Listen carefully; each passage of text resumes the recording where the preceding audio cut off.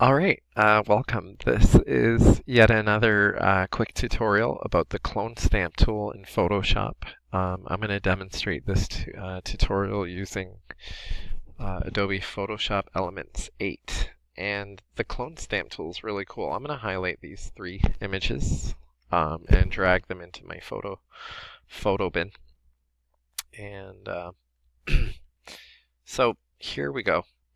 Imagine you were a wedding photographer, and at the wedding you took this beautiful photo of the bride and groom, but someone threw a beer bottle on the lawn here. So how do you get rid of that beer bottle?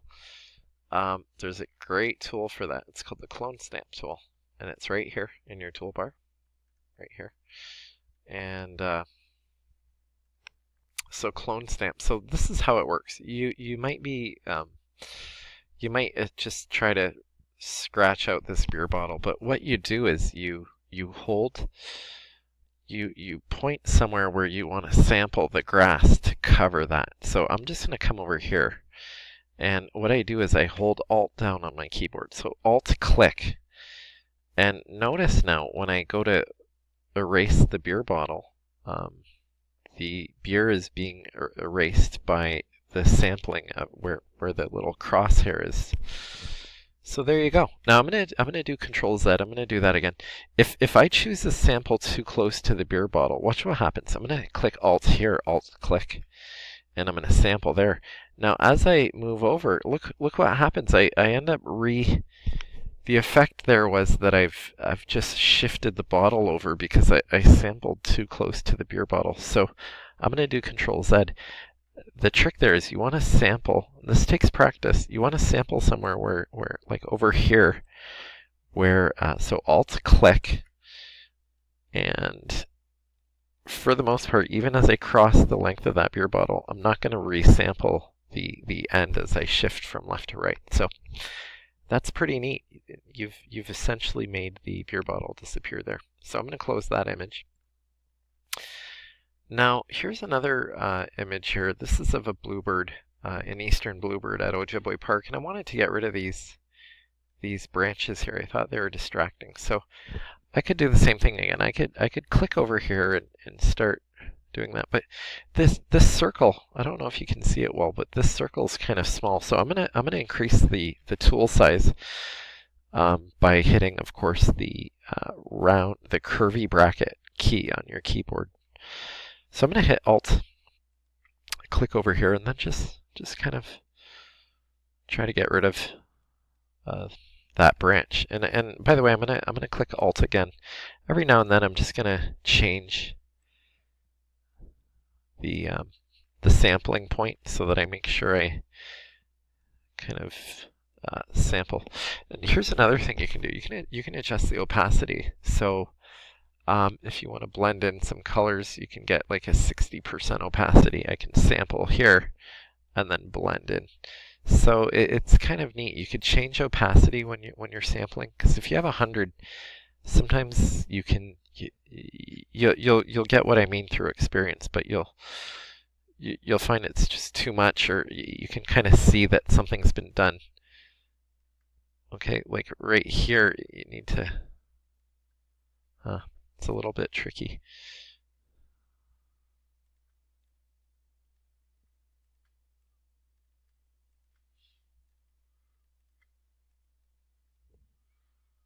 Now I'm going to adjust opacity to maybe 50%.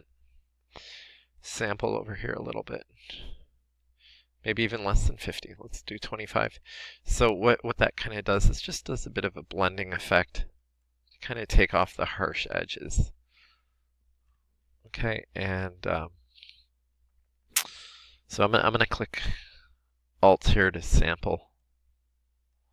Now I'm gonna increase the opacity again to try to get rid of that branch. So I'll go 100% opacity.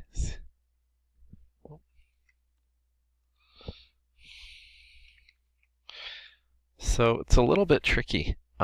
What's happening here is in nature and in photography, there's something happening here called a gradient of color. So it goes dark to light. So if I sample dark and I put dark here, So you gotta kind of get lucky choosing a nice sampling area. I'm gonna do Control Z. Oops. Alt click. Okay. So this here is a little bit messy. I'm gonna lower the opacity here to maybe 20% and click Alt. So I'm just gonna darken it, try to blend in the colors. This should be by no means distracting, you know. So there you go. I got rid of one branch, and I could do the same for the next branch. But what I might show you is I had another student show me maybe the healing brush. Let's try the healing brush. And of course, right now the tool size is too small.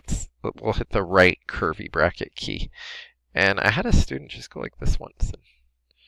So let the healing brush remove that. That's not bad for an initial run. And then maybe we can clean it up with our clone stamp tool. So that's actually pretty cool.